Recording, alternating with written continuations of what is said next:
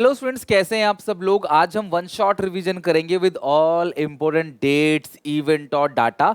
Chapter number 9, class 12, Indian economic development, economics में chapter number 9 है class environment and sustainable development. तो start करते हैं पूरा chapter class in one go with in class 20 to 30 minutes. Complete chapter अच्छे से हम लोग रिवाइज कर लेंगे और डेट डाटा भी लास्ट में हम सब देख लेंगे एक एक करके। तो सबसे पहले एनवायरनमेंट है क्या। सीधी सी बात है, हमारा सराउंडिंग क्लास जहां हम रहते हैं वो हमारा एनवायरनमेंट है और इसके अंदर तीन कंपोनेंट है, यानी तीन चीजों से मिलकर एनवायरनमेंट बनता है class. Biotic component, living organism, abiotic component, non living organism और तीसरा है क्लास एनर्जी। इन तीनों से मिलकर हमारा एनवायरनमेंट बना हुआ है। हमारे पूरे सराउंडिंग जो है, जो भी कुछ आपको दिख रहा है, all are called environment.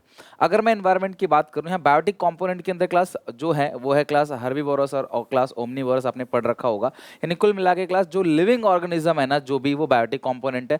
Abiotic component के अंदर नॉन लिविंग यानी एयर, सॉइल, सनलाइट, वाटर, ठीक है, वो सब क्लास, या माउंटेन्स हो गए, वो सब रिवर्स हो गए, वो सब अबायोटिक कंपोनेंट है। और इकोसिस्टम का मतलब एक ऐसा प्लेस जहाँ पे एनिमल्स, प्लांट, ठीक है, नॉन लिविंग मटेरियल सब एक साथ रहते हैं। तो ये हमारा क्या है क्लास, पूरा का पूरा ecosystem. Functions of environment most important इस पूरे के पूरे चैप्टर में।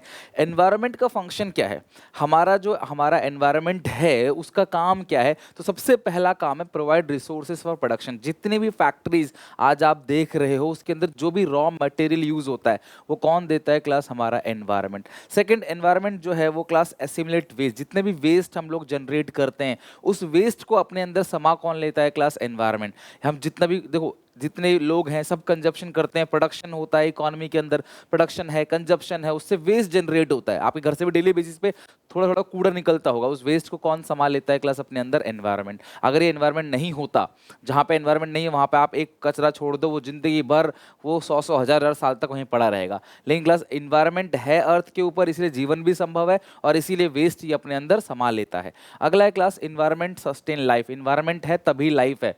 सनलाइट, एयर, वाटर, अगर ये सब चीज़ें ना हो तो जीवन जीना क्लास संभव नहीं है। बायोटिक कंपोनेंट तो रह ही नहीं पाएंगे, जो लिविंग ऑर्गेनिज्म है, फ्लोरा फौना, वो रह ही नहीं पाएंगे सनलाइट के बिना, एयर के बिना, वाटर के बिना। अगला है class environment enhance the quality of life. Environment के अंदर नेचर जो है ना, वो क्लास गॉड गिफ्ट, इतनी सारी चीज़ें हैं हमारे पास जो हमारी क्वालिटी ऑफ लाइफ को इन्हेंस करता है। जैसे ब्यूटी ऑफ नेचर के अंदर आ गया आपका ओशियंस आ गया, ग्लेशियर्स आ गया, इसके अलावा बीचेस पे आप जाते हो, माउंटेन्स देखते हो, फॉरेस्ट देखते हो, डेजर्ट देखते हो। ये सब चीज़ कहीं ना कहीं क्लास हमारी क्वालिटी ऑफ लाइफ को बढ़ाता है। लोग वेकेशन पे जाते हैं, एंजॉय करने जाते हैं, नेचर देखते हैं, जो माउंटेन्स पे आपको कितना अच्छा लगता है। तो these all enhance the quality of life, यही हमारा एनवायरनमेंट है। अगर बात करो एनवायरनमेंट की, कैरिंग कैपेसिटी और अब्जॉर्प्शन कैपेसिटी होती है। अब्जॉर्प्शन कैपेसिटी का मतलब क्या होता है, the ability of the environment to absorb degradation. जितना भी डिग्रेडेशन आप कर रहे हो, आप पेड़ काटते हो क्लास तो एक नया पेड़ यहीं से देखो क्लास बना पाता है, इसी कहते हैं क्लास इसका अब्जॉर्प्शन कैपेसिटी। आप जितना भी डिग्रेडेशन करते हो रिसोर्सेज का, वो क्लास अपने आप रीजनरेशन हो जाता है। This is called absorption capacity. Absorption capacity का मतलब फिर से सुन लो अच्छे से, ability of the environment, environment की वो एबिलिटी जो डिग्रेडेशन को अब्जॉर्ब कर सकता है। लेकिन अगर आप और काटते चले जाओगे और काटते चले जाओगे ना क्लास, तो फिर पेड़ नहीं उग पाएगा, पूरी तरह से खत्म हो जाएगा, right. Second is carrying capacity. Carrying capacity indicates the maximum limit up to which the ecosystem can support the existence of population. हमारा जो इकोसिस्टम है ना, वो कितना बोझ सह सकता है, ये है। अगर आपने क्लास एक्सिस पॉपुलेशन किया तो क्या होगा क्लास, वेदर में प्रॉब्लम आ जाएगी, लोग मरने लगेंगे, अलग अलग टाइप की बीमारियां बनने लगेंगी।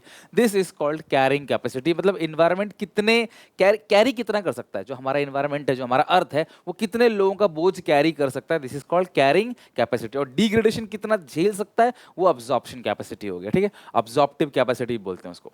To basic problem related to environment. अगर हम अपने इन्वायरमेंट के अंदर पढ़ रहे हैं, जान रहे हैं इसको, तो दो प्रॉब्लम है हमारे इन्वायरमेंट के अंदर। सबसे पहला पॉल्यूशन, दूसरा नेचुरल रिसोर्सेज का एक्सेसिव एक्सप्लॉइटेशन।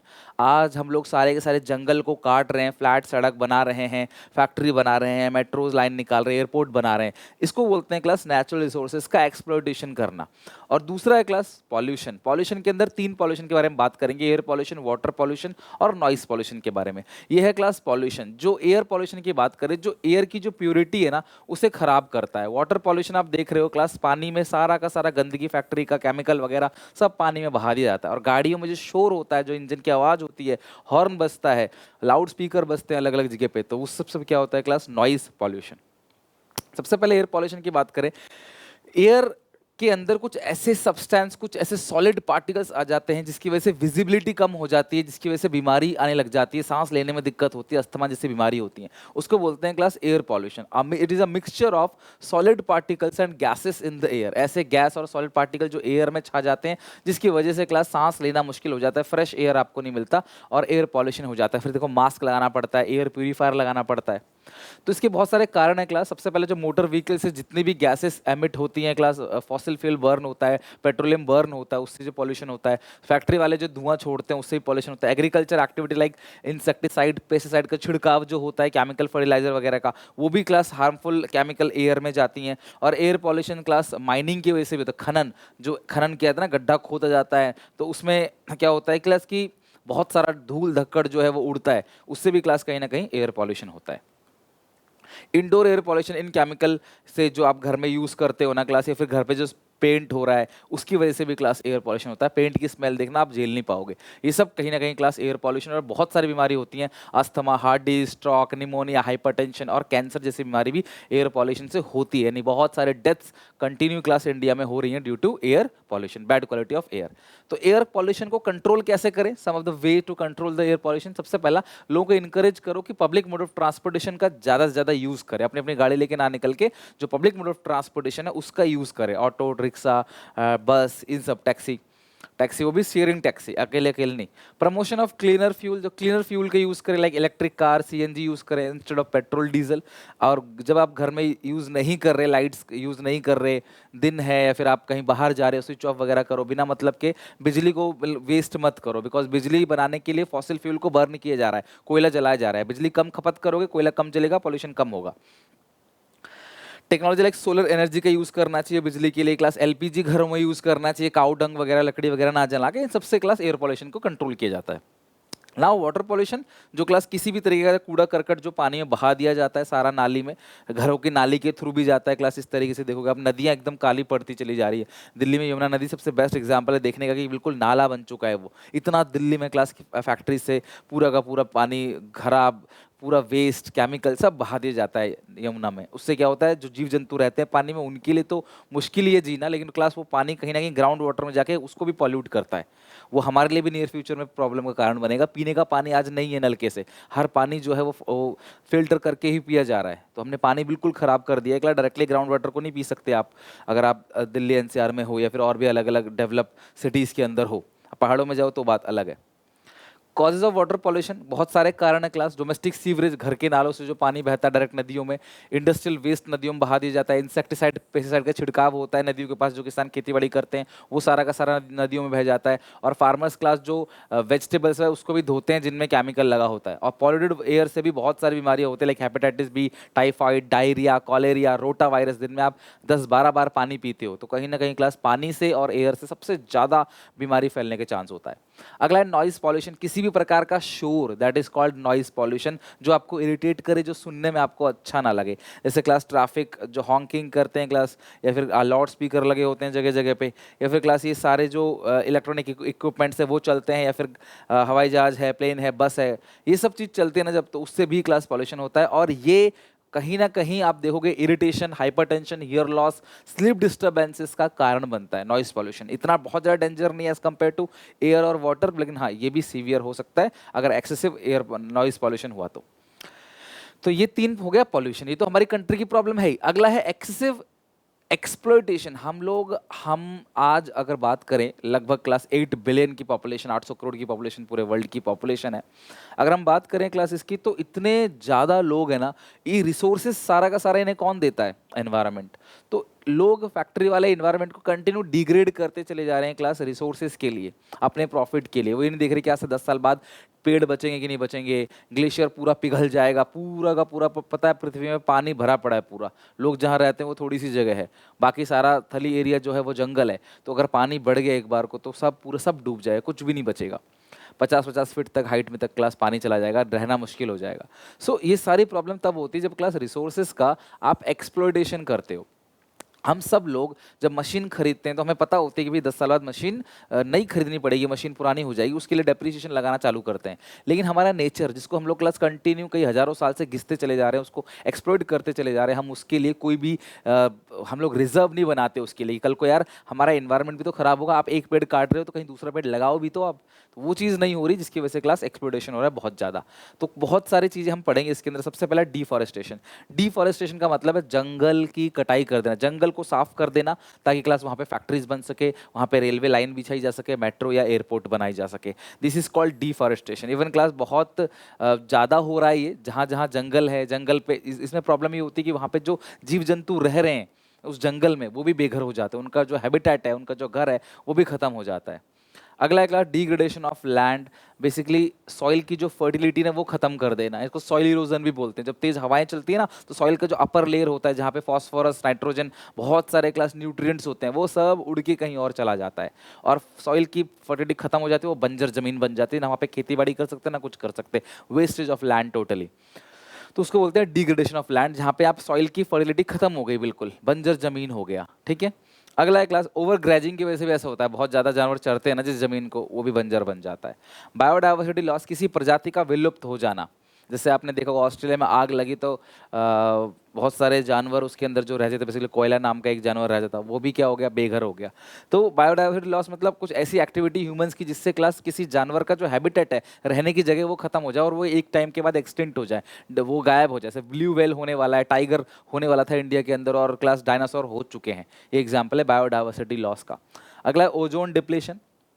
ओजोन लेयर का डिप्लीट होना। आपको पता है क्लास, जो सूरज है हमारा, सूर्य देवता जो है, यानी कि बहुत सारी रेज सुबह निकलती हैं क्लास, है ना, जब सूर्योदय होता है, तो उसमें बहुत सारी अल्ट्रा वायलेट रेज भी होती हैं जो कि हार्मफुल रेज होती हैं। उसको रोकता है ओजोन लेयर, लेकिन उस ओजोन लेयर में छेद होता चला जा रहा है ड्यू टू क्लोरोफ्लोरोकार्बन, जिसकी वजह से क्या हो रहा है, जो अल्ट्रा वायलेट रेज है वो इंडिया में, सॉरी इंडिया में क्या, पूरी धरती पे आ रहा है, जिसकी वजह से अगर वो आपके ऊपर डायरेक्टली गिरेगा, स्किन के कॉन्टैक्ट में आएगा वो रे, तो उससे क्लास स्किन कैंसर जैसे बीमारियां भी हो सकती हैं। This is called ozone depletion. Next अगर हम बात करें ग्लोबल वार्मिंग की, सबसे इंपॉर्टेंट है क्लास ग्लोबल वार्मिंग, और ये करंट प्रॉब्लम है ग्लोबल वार्मिंग की, एयर पॉल्यूशन की, ये करंट इश्यूज है आज की डेट पे। तो ग्लोबल वार्मिंग का मतलब तो पता है क्लास की, ओवरऑल अर्थ का टेम्परेचर धीरे धीरे बढ़ता चला जा रहा है। वो किसकी वजह से हो रहा है, due to green house gases, जिसकी वजह से आप देखोगे गर्मी बहुत ज़्यादा पड़ती है। सर्दियों के दिन रात बहुत कम हो गए एज कम्पेयर टू गर्मी, right. The primary greenhouse gases जो हमारे यहाँ पे है, water vapour, carbon dioxide, methane, nitrous oxide और ozone, but the major source is carbon dioxide. सबसे ज्यादा जो है कार्बन, जिसकी वजह से क्लास ग्लोबल वार्मिंग होती है। तो ग्लोबल वार्मिंग एक ऐसी सिचुएशन है जहाँ पे ग्रीन हाउस गैसेस हमारे लोअर एटमॉस्फेयर में इकट्ठा हो जाते हैं, फिर जब सूरज की रोशनी गिरती है तो नीचे आता है, लेकिन टकरा के ग्रीन हाउस गैसेस की थिक लेयर की वजह से ऊपर नहीं जा पाता, जो वापस नीचे आता है। जैसे गर्म धूप में गर्म गाड़ी खड़ी होती है ना, तो अंदर घुसना मुश्किल हो जाता है, तो उसी तरीके से क्लास इस धरती पर रहना मुश्किल हो जाएगा एक टाइम के बाद, अगर ऐसे ही ग्लोबल वार्मिंग चलता रहा। 1950 से देखा जा रहा है क्लास की हर हर हर मतलब कि 10 साल में लगभग 0.2 डिग्री सेल्सियस से टेम्परेचर जो है वो बढ़ता चला जा रहा है। ठीक है। ये रहा क्लास ग्लोबल वार्मिंग की इमेजेस, देख सकते हो क्लास किस तरीके से बर्फ, ग्लेशियर पिघलते चले जा रहे हैं, गर्मी इतनी बढ़ रही है, जीव जंतु का रहना मुश्किल हो जा रहा है। तो ये सब ग्रीन हाउस गैसेस की वजह से हो रहा है। ठीक है। ये इसके क्लास एग्जाम्पल है जो समझा रहा है किस तरीके से ग्लोबल वार्मिंग होता है। ग्लोबल वार्मिंग का कारण क्या हो, क्या कॉन्सिक्वेंसेस होंगे, परिणाम क्या होगा ग्लोबल वार्मिंग का, टेम्परेचर बढ़ेगा, सी लेवल बढ़ेगा क्लास, और रेनफॉल का पैटर्न चेंज हो जाएगा, नेचुरल कैलेमिटी बहुत ज़्यादा आएंगी, फ्लड, फेमाइन, हीट वेव्स जो अभी चल भी रहा है इंडिया में, देखते हो क्लास, मतलब हर 2-3 स्टेट्स में फ्लड आना ही आना होता है। उड़ीसा हो गया क्लास, गुजरात हो गया, जो तटीय क्षेत्र है जहाँ पे, वहाँ मोस्टली फ्लड आता ही रहता है। ग्लेशियर मेल्टिंग हो गया, loss of beauty of nature, new disease जो है वो पनप रहे हैं। ग्लोबल वार्मिंग से मच्छर भी बहुत ज़्यादा होते हैं, जिसकी वजह से मलेरिया, डेंगू जैसी बीमारी होती है, और मरीन लाइफ पे भी इम्पैक्ट आता है, बिकॉज बर्फ़ पिघलेगा तो जो जीव जंतु रहते हैं पानी में, उनके लिए भी वहाँ पे प्रॉब्लम होगा, उनको जो जो हैबिटेट रहने का है ना, उससे वो चेंज हो जाएगा, वो भी बेघर हो जाएंगे कुल मिला के। तो ये सारे क्लास कॉन्सिक्वेंसेस, परिणाम है ग्लोबल वार्मिंग के। इसके अलावा चिपको मूवमेंट, ठीक है, चिपको मूवमेंट सुंदरलाल बहुगुणा ने शुरू किया अलकनंदा वैली में, और इनका बेसिकली मेन एम क्या था कि जो लोग पेड़ काटने आ रहे थे, लोग वहाँ के लोग पेड़ों को चिपक जा रहे थे। 1973 में class Mandal village in the Alaknanda valley, वहाँ पे चिपको मूवमेंट शुरू किया गया, जहाँ लोग पेड़ों को गले मिल रहे थे कि भैया आप पेड़ मत काटो, पेड़ काटोगे तो हमें काटो। सिमिलर मूवमेंट कर्नाटका में देखने को मिला, जिसको एपिको मूवमेंट कहते हैं, मतलब यहाँ भी वही मतलब है, पेड़ों को हक करना। 8 सितंबर 1983, जहाँ पे 160 मैन वुमेन और बच्चे पेड़ों को क्लास हक कर रहे थे कि भाई जो लकड़ी काटने वाले लोग थे जिनको मजबूरन जाना पड़ा। तो ये चिपको मूवमेंट था, सुंदरलाल बहुगुणा ने इसकी शुरुआत की थी, ठीक है। अगला है pollution control board, central pollution control board कहते हैं, इसके फंक्शंस भी इंपॉर्टेंट है। ये आया कब? 1974 में। बेसिकली इसे ये किसको कंट्रोल करने के लिए आया था? एयर पॉल्यूशन और वाटर पॉल्यूशन को। इसका मेन कारण क्या था क्लास? स्ट्रीम्स, जो नदियां हैं, वेल्स हैं, झरने हैं, इनको क्लीन करना, एयर की क्वालिटी को इम्प्रूव करना। They organise through mass media, मतलब कि रेडियो, न्यूज़पेपर, टेलीविजन के थ्रू ये लोगों को अवेयर करते थे कि भैया एयर पॉल्यूशन, वाटर पॉल्यूशन को कम किया जाए। इवन आपके सिलेबस में भी चीज़ें डाली जा रही है ताकि आप भी समझो। एयर पॉल्यूशन, वाटर पॉल्यूशन आपने बचपन से पढ़ रखा है, फिर भी 12th में आपके सिलेबस में डाला हुआ है ताकि आप समझो कि कितना जरूरी है शुद्ध हवा, पानी हमारे लिए, हमारे जीवन के लिए कितना जरूरी है। कितना ही पैसा हो, बड़ी बड़ी गाड़ी हो, बिल्डिंग हो, लेकिन आप बाहर निकल रहे हो, मास्क लगा के निकल रहे हो, अपना खुद का सिलेंडर लेके निकल रहे हो, पानी के लिए फिल्टर वाला पानी ही आप पी रहे हो, तो ये सब ठीक नहीं है। एक टाइम पे आपको लगेगा यार ये बहुत वैल्यूएबल चीजें हैं जो हमने खो दी। Collect and publish technical and statistical data, air pollution, water pollution के रिगार्डिंग जो भी डेटा है ये वो भी कलेक्ट करता है, उसके अकॉर्डिंग क्लास उसको ठीक भी करता है। तो ये है function of central pollution control board. Next है इस चैप्टर के अंदर जो सबसे ज़्यादा इंपॉर्टेंट है, एक सेकंड फेज, और वो है आपका सस्टेनेबल डेवलपमेंट। एक ऐसा डेवलपमेंट जहाँ पे हम डेवलप तो करें, अब देखो जितनी ज़्यादा डेवलपमेंट होगी ना उतना ज़्यादा पॉल्यूशन होगा, लेकिन सस्टेनेबल डेवलपमेंट दोनों का एक बैलेंस क्रिएट करके चलता है। देखो डेवलपमेंट भी जरूरी है, गाड़ी से पॉल्यूशन होता है, इसका मतलब ये नहीं कि हम गाड़ी से यूज़ करना छोड़ दें। एसी, रेफ्रिजरेटर, ये सब यूज़ करना नहीं छोड़ सकते हम, ये सब हमारे आदत। मोबाइल फ़ोन से रेडिएशन निकलता है लेकिन आप वो नहीं छोड़ सकते, लेकिन हाँ हम ये कर सकते हैं कि हम एक्सेस उसका यूज़ ना करें। हम कहीं जा रहे हैं तो पब्लिक ट्रांसपोर्टेशन का यूज़ करें, बिना मतलब के पंखा लाइट ना जलाएं। तो ये छोटी छोटी चीज़ें हम कर सकते, सोलर पैनल लगवाएं अगर हम अफोर्ड कर सकते हैं देन। तो ये इलेक्ट्रिक कार का यूज़ करें रेदर देन पेट्रोल डीजल का यूज़ करें। तो इस तरीके से छोटी छोटी चीज़ें हम लोग अपना सकते हैं, जिससे हम डेवलप तो करेंगे ही करेंगे, लेकिन हमारी जो नेक्स्ट जनरेशन आने वाली है उसको भी शुद्ध हवा, पानी मिल सकेगा। हमने पानी तो खराब कर दिया, आज से 10 साल 15 साल बच्चा जो पैदा होगा उसके बाद उससे पानी पीने के लिए वो बोतल का पानी ही पिएगा या फिल्टर का पानी ही पिएगा। आज घर घर में क्लास वाटर फिल्टर लगा हुआ है, इसको आरओ आप बोलते हो, लेकिन धीरे धीरे हर घर में क्लास एयर प्यूरीफायर भी लगा होगा, यानी घर की हवा भी दूषित हो गई। बहुत जगह लगा भी है, बहुत घरों में लगा है, बहुत हॉस्पिटल में, स्कूल्स में लगे हुए हैं। धीरे धीरे वो हर जगह लग जाएगा। मतलब हमने सांस जो लेनी है हमें, वो भी हमने पानी खराब कर दे। वो ह्यूमन एक्टिविटी से क्लास पूरा का पूरा अर्थ का एटमॉस्फेयर खराब हो रहा है। तो सस्टेनेबल डेवलपमेंट बेसिकली फोकस करता है कि इस तरीके से डेवलप करो कि हमारी जो आगे आने वाली पीढ़ी है उसे भी शुद्ध हवा, ग्लेशियर, नदी, झरने, पहाड़, बर्फ वो दिख सके, राइट। तो सस्टेनेबल डेवलपमेंट का एम क्या है? Equitable use of resources to meet the need of the present as well as future generation without causing damage to the environment. Environment को डैमेज मत करो, बिकॉज इन्वायरमेंट ही हमारा लाइफ सपोर्ट सिस्टम है। अगर हम इन्वायरमेंट को डैमेज करेंगे तो हमारा लाइफ सपोर्ट सिस्टम हिल जाएगा। Corona virus is the best example कि हाँ अगर हम अपने एनवायरनमेंट को छेड़ेंगे तो आए दिन सुनामी, बाढ़, तूफान, भूकंप, इसके अलावा नई नई बीमारियां पनपेंगी और किस तरीके से देश तबाह हो जाएगा, दुनिया तबाह हो जाएगी, पता नहीं चलेगा। To conserve and nurture the biodiversity for long term food security. आपने फूड चेन पढ़ा होगा बचपन में, अगर किसी जीव जंतु का सफाया हो जाएगा तो जो उसे खाते थे और वो जिसको खाते थे, तो उनकी जो उसे खाते थे उनकी तादाद कम हो जाएगी और जिसको वो खाता था उनकी तादाद बहुत बढ़ जाएगी। पूरा का पूरा इकोसिस्टम हिल जाएगा।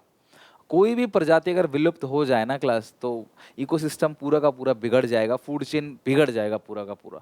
तो ये हमें ध्यान रखना है कि यार सस्टेनेबल डेवलपमेंट का ये एम है कि यार इस धरती पर हर एक जीव जंतु का, इंसान हो चाहे कोई भी एनिमल हो, मतलब ट्रीज है या प्लांट है या फिर बर्ड्स है या फिर कोई एक्वेटिक एनिमल है, सबका बराबर बराबर का हक है।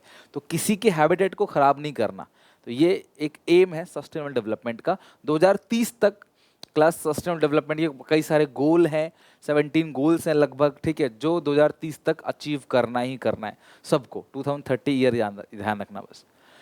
Strategies for sustainable development, sustainable development की स्ट्रेटजीज क्या क्या है, किस तरीके से सस्टेनेबल डेवलपमेंट को हम अचीव करेंगे। तो सबसे पहला ये कहते हैं कि use of non conventional sources of energy. देखो सोर्सेस ऑफ एनर्जी दो हैं, कन्वेंशनल पुराने लाइक फॉसिल फ्यूल को बर्न करना, कोयला पेट्रोलियम है ना, वो है आपका लकड़ियां जलाना उससे एनर्जी पैदा करना, वो सब आपका पुराना हो गया, वो ना यूज करके नई यूज करो, यानी कि नॉन कन्वेंशनल जो क्लास न्यू स्टाइल है, जैसे मान लो कि आपका सोलर पैनल का यूज़ करना है ना, विंड एनर्जी हो गया, इसके अलावा क्लास अलग अलग जगह जो टाइडल एनर्जी हो गया, डिफरेंट काइंड ऑफ एनर्जी जिससे हमारे इन्वायरमेंट को पॉल्यूट ना हो। ठीक है, पुराने क्या क्या थे जो था यहाँ पे लिखा हुआ है क्लास, देखो conventional source of energy are the natural energy resources which are regularly use for many years and accepted as a fuel to produce heat, light, food and electricity.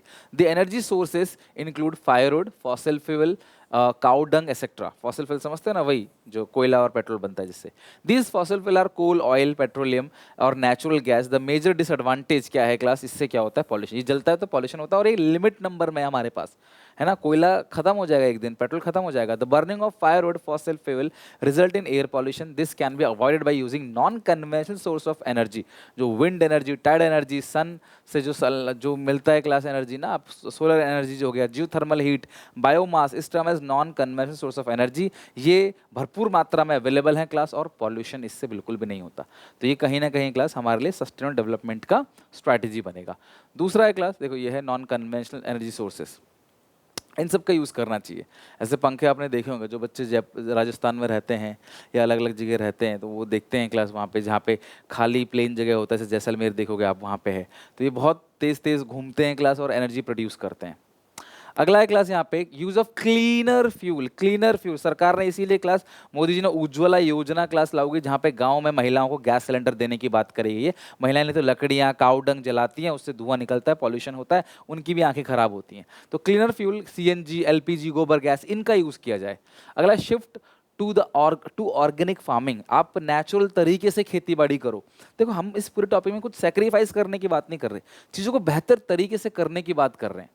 तो अगर आप देखोगे ऑर्गेनिक फार्मिंग आपने पढ़ा है, organic farming में क्या होता है कि हम लोग केमिकल फर्टिलाइजर, इंसेक्टिसाइड, पेस्टिसाइड का यूज़ ना करके ग्रीन मैन्योर का यूज़ करते हैं। हम लोग सॉइल हेल्थ के बारे में बात करते हैं लॉन्ग टर्म फूड सिक्योरिटी के लिए। अगर मट्टी ही खराब हो जाएगी तो भैया खाने पीने को नहीं मिलेगा।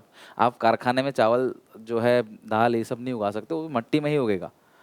ठीक है, तो ऑर्गेनिक फार्मिंग में शिफ्ट करना। Establishment of mini hydel plant, पहाड़ी क्षेत्र में क्या होता है, बहुत सारे झरने बने होते हैं, वहाँ प्लेन जगह नहीं होती इतनी कि बहुत सारे मतलब पावर प्लांट लगाए जाए, तो इन झरनों में टरबाइन लगा के यहाँ से बिजली बनाई जाती है। This is called basically hydel plant. ठीक है, in mountain regions streams can be found almost everywhere. Mini hydel plant are used to use the energy of such stream to move small turbine.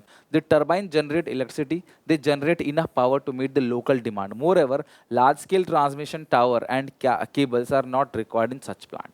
तो बहुत बड़े tower जो होते हैं ना, वो टावर की जरूरत नहीं पड़ती। आप देखो रेलवे में जब जाते हो ट्रेन से, तो कैसे लगे होते हैं ना, line by line, transmission tower हो गया, वो सब। ये देखो क्लास, जो मैं अभी बात कर रहा था विंड पावर की, in area where speed of wind is usually high, windmill जो होते हैं वो इलेक्ट्रिसिटी बनाते हैं without adverse impact on the environment. Wind turbine move with the wind and electricity generated, no doubt the initial cost is high. शुरू में इसको install करने का बहुत खर्चा आता है, बट हाँ एट द एंड ये बिजली बना के देते हैं जो इकोनॉमिकल होता है, और ये बहुत बड़े होते हैं साइज में। ट्रेडिशनल नॉलेज, जो हमारी पुरानी नॉलेज थी ना क्लास, ठीक है, चाहे आयुर्वेदा हो, जो भी हम लोग चीज़ें, नेचुरल चीज़ें यूज़ करते थे, वो भी बहुत फ़ायदेमंद है। वो केमिकल से दूर है। आज भी देखोगे अपने दादा दादियों को, वो नेचुरल तरीके से बीमार पड़ते हैं, उसको ठीक होने की कोशिश करते हैं। वो हर चीज़ पे दवाई पे डिपेंड नहीं रहते, जिसकी वजह से वो बीमार कम पड़ते हैं और फिट रहते हैं और लंबे साल तक जीते हैं।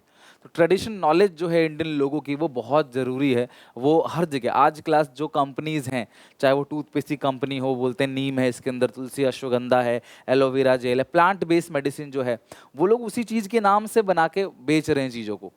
बात समझ रहे हो आप? देखना, नेचुरल चीज़ें के नाम से बना के लोग आर्टिफिशियल चीज़ें बेच रहे हैं। तो जो ट्रेडिशनल नॉलेज थी वो क्लास रियली में काम करती थी। वो समय लगता था, लेकिन हाँ काम करती थी और कोई साइड इफेक्ट नहीं थे उसके। But the modern industry and agriculture is as well, आज भी क्लास ये हमें ज़रूरत है। और many widely use products such as plant based medicine, health product, cosmetic है ना, सुंदरता के लिए भी बहुत सारी नेचुरल चीजें यूज होती थी। Are derive from the traditional knowledge, people use handicraft which contribute to sustainable development. Machine use ना करके हैंडीक्राफ्ट का प्रोडक्ट यूज करते थे। उन सब से अब प्लास्टिक के डोंगे आते थे, को बंद कर दिए सरकार ने अब तो। प्लास्टिक के डोंगे वगैरह आते थे। पहले पत्तियों को आप देखो, पहले गोलगप्पे खाने जाओ, एक पत्ती को फोल्ड करके पकड़ा देंगे, उसी में गोलगप्पे खिलाएंगे। पत्ती के डोंगे बनते थे, है ना, और वही बरगद के पेड़ के पत्ते या फिर जो भी पत्ते होते हैं बड़े बड़े, उनसे डोंगे वगैरह बनाए जाते थे। केले के पत्ते में जो आज भी केरला के लोग सब खाना खाते हैं साउथ में। तो ये सारी चीज़ें कहीं ना कहीं क्लास प्लास्टिक को बंद करता है, और प्लास्टिक से कितना पॉल्यूशन होता है आपको पता है। तो traditional knowledge is also important for sustainable development. Awareness to conserve natural resources, लोगों को आज भी अवेयरनेस नहीं है, तो लोगों को अवेयर करना चाहिए कि यार हमारे लिए जो शुद्ध हवा पानी कितना ज़रूरी है। हम कहीं भी पेड़ को ना काटें, हम लोग कहीं भी कूड़ा करकट ना फैलाएं, है ना, पानी को, टैप आपका चलता रहता है, पानी बहता रहता है घर पे, वो सब चीज़ें ना करें। बिना मतलब के पंखे लाइट कहीं ऑन छोड़ के ना, बाहर जा रहे हो सब कुछ बंद करके जाओ।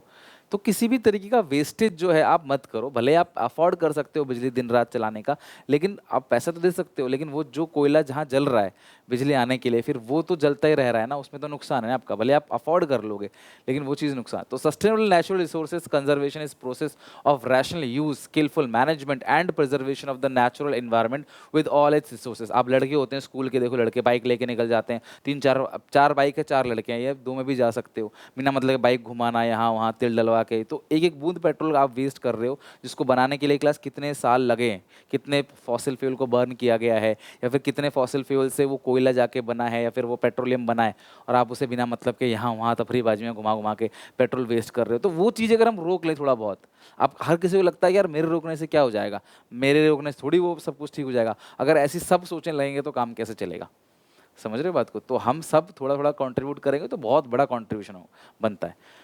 तो हमें लोगों को अवेयर करना चाहिए कि भाई जो रिसोर्सेस है ना उसे क्लास कंजर्व करो, नेचुरल रिसोर्सेज को वेस्ट मत करो। Next is use of public transport. Public transport का यूज करना चाहिए। पब्लिक ट्रांसपोर्ट का मतलब क्या है कि आपको लग रहा है कि आप एक ही जगह दो दोस्त जा रहे हो, तो दो अलग अलग गाड़ी ना यूज करके पब्लिक ट्रांसपोर्टेशन जा सकते हो, कार पुलिंग कर सकते हो, एक साथ जा सकते हो। तो ये इन सबसे कहीं ना कहीं क्लास पॉल्यूशन बचेगा, मतलब पॉल्यूशन जो है वो रुक जाएगा, कहीं ना कहीं कम हो जाएगा। और इस चीज़ के लिए क्लास बेसिकली दिल्ली गवर्नमेंट ने क्या किया था, ऑड इवन स्कीम लागू किया था कि ऑड डेज पे ऑड नंबर की गाड़ी चलेंगी, इवन डेज पे इवन नंबर की गाड़ी चलेंगी, और फॉलो ना करने के ऊपर पेनल्टी भी थी 4,000 की। लेकिन वो सिस्टम क्लास कुछ दिन में बंद कर दिया गया। अगर मैं इंडिया की बात करूँ, इंडिया में 22 कार है पर 1000 लोग। तो इंडिया में नंबर ऑफ कार्स जो है वो काफ़ी सारे हैं, स्पेशली अर्बन एरिया में। तो आप अर्बन एरिया में देखो गर्मी में कितनी लू चलती है, कितना बिना एसी के तो रहना मुश्किल है बिल्कुल। और वो इसको बनाया किसने, हम ही लोगों ने, यानी हम इंसानों ने ही इतना ख़राब कर दिया, फिर हमें ही एसी की ज़रूरत है। नहीं तो अगर आज से 50 साल पहले चले जाएं तो एसी की किसी को ज़रूरत नहीं थी। तो यही सब चीज़ें हैं क्लास जो आपको ध्यान रखना है कि पब्लिक ट्रांसपोर्टेशन का यूज़ करें, ट्रेन बस शेयरिंग टैक्सी, इन सब चीज़ का यूज़ करेंगे। और जो व्हीकुलर ट्रैफिक है वो अगर कम होगा, आप देखो दिल्ली एनसीआर या फिर जो डेवलप एरिया मुंबई में है, कितना ट्रैफिक लगता है। तो ये ट्रैफिक लगता है तो ऑयल बर्न होता है, ऑयल बर्न होता है तो गर्मी होती है, एयर पॉल्यूशन होता है। तो ये सारे क्लास रीज़न है जिनको आपने ध्यान रखना है। और एक चीज़ और ध्यान रखने क्लास, 3 दिसंबर 1984, 3 और 4 दिसंबर 1984 या 2-3 दिसंबर की 1984 को भोपाल गैस ट्रेजेडी हुई थी क्लास। बहुत जो भोपाल में रहते हैं दे नो वेरी वेल कि कितनी बुरी ट्रेजेडी हो गई थी क्लास, जिसके अवेक में क्लास सरकार 1986 में इन्वायरमेंट प्रोटेक्शन एक्ट लेके आई। तो ये ईयर बहुत इंपॉर्टेंट है, इसलिए क्लास मैंने यहाँ पे लिखवा दिया। तो 3-3 4-4 लाइन आपको लिखना है पेपर में, अगर आता है तो इतने सारे पॉइंट है, आपको एनी 4-5 अगर आप याद कर लोगे तो भी चल जाएगा। इस चैप्टर में जितने भी इंपॉर्टेंट डेट इवेंट है चैप्टर नंबर 9 में, वो हम एक बार डिस्कस कर लेते हैं। सबसे पहला गवर्नमेंट ने सेटअप किया central pollution control board, CPCB. कब किया, 1974। किस चीज़ को कंट्रोल करने के लिए, एयर और water pollution. Environment protection act कब का है क्लास, 1986 में आया, ईयर ध्यान रखना। इंडिया ने मॉन्ट्रियल प्रोटोकॉल साइन किया। बेसिकली हो क्या रहा था कि जब अंटार्कटिका रीजन में ओजोन लेयर में होल हो गया था, उसको ओजोन होल बोलते हैं, और बहुत बड़ा होल हो गया था, जिसकी वजह से क्लास मॉन्ट्रियल प्रोटोकॉल आया, जिन्होंने क्लास एक ऐसा अग्रीमेंट जहाँ पे सब कंट्री ने मिलके बोला कि भैया हम लोग बैन करेंगे क्लोरोफ्लोरोकार्बन को। क्लोरीन और ब्रोमीन का मिक्स होता है क्लोरोफ्लोरोकार्बन, उस कंपोनेंट की वजह से ओजोन में छेद हो रहा था, तो भैया उसको बंद करेंगे। ये हुआ कब, 1992 17 सितंबर। सस्टेनेबल डेवलपमेंट गोल्स, 17 गोल्स किसने क्लास बनाई, यूनाइटेड नेशन ने। और जिसे क्लास अचीव कब करना था बनाया था 2015 में, लेकिन अचीव कब करना है क्लास, 2030 तक। यानी 2030 तक 0 zero poverty, zero hunger, equality जो है वो रखनी है, एजुकेशन सबको देना है। ऐसे बहुत सारे गोल्स हैं, 17 गोल्स। इंडिया भी यूएन इसी सस्टेनेबल डेवलपमेंट गोल पे इंडिया भी साइन करके आया है, जिसको 2030 तक उसे अचीव करना है। सीएनजी की फुल फॉर्म क्या है class? Compress natural gas. LPG की liquefied petroleum gas. Father of Chipko movement class ध्यान रखना, सुंदरलाल बहुगुणा। भोपाल गैस ट्रेजेडी हुई थी क्लास 2 और 3 दिसंबर 1984, जहाँ पे मतलब इतना बुरा हुआ था class, can't explain in words, right? आप गूगल पे जाके देख सकते हो, बहुत ज़्यादा डिटेल में जाना नहीं है, बस आपको ध्यान रखना इसी के अवेक में क्लास इन्वायरमेंट प्रोटेक्शन एक्ट आया था, ठीक है? ड्यू टू मिथाइल आइसोनाइट गैस, एक गैस थी क्लास जिसमें मतलब इमीडिएट बेसिस पे तो मतलब थाउजेंड्स ऑफ लोग जो है वो इमीडिएट सेकेंड में क्लास जो है ख़त्म हो गए। और आज भी क्लास वहाँ पे इसका प्रकोप देखा जाता है कि आज भी उस गैस की वजह से मतलब जो पीढ़ी पैदा हो रही है वो कहीं ना कहीं क्लास उसको उसके इफेक्ट दिखते हैं उसके अंदर वहाँ पे। ग्रीन हाउस गैसेस कौन कौन से होते हैं? Water vapour, carbon dioxide, methane, nitrous oxide, ozone. But major source क्या है? Carbon dioxide 80%। फिर सेकंड नंबर पे मीथेन है, और ये ग्लोबल वार्मिंग के कॉजेज हैं। ओजोन लेयर डिप्लीशन किसकी वजह से होता है class? Component of chlorofluorocarbon, chlorine bromine का मिक्स, क्लोरोफ्लोरोकार्बन। तो बस इतना ही डेटा है। डेटा का हवा बना रखा है बहुत सारे लोगों ने कि बहुत सारा डेटा, थोड़ा थोड़ा डेटा ये सब अपने चैप्टर के अंदर पढ़ रखा है।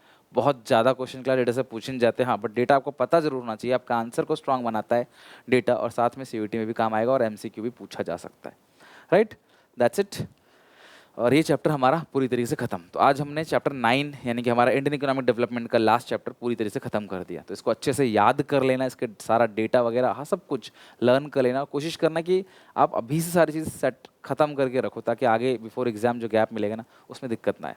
बाकी मिलते हैं नेक्स्ट वीडियो में। Till then take care, bye bye. Video अच्छी लगे तो लाइक करना, कमेंट जरूर करना, शेयर करना अपने क्लासमेट्स में।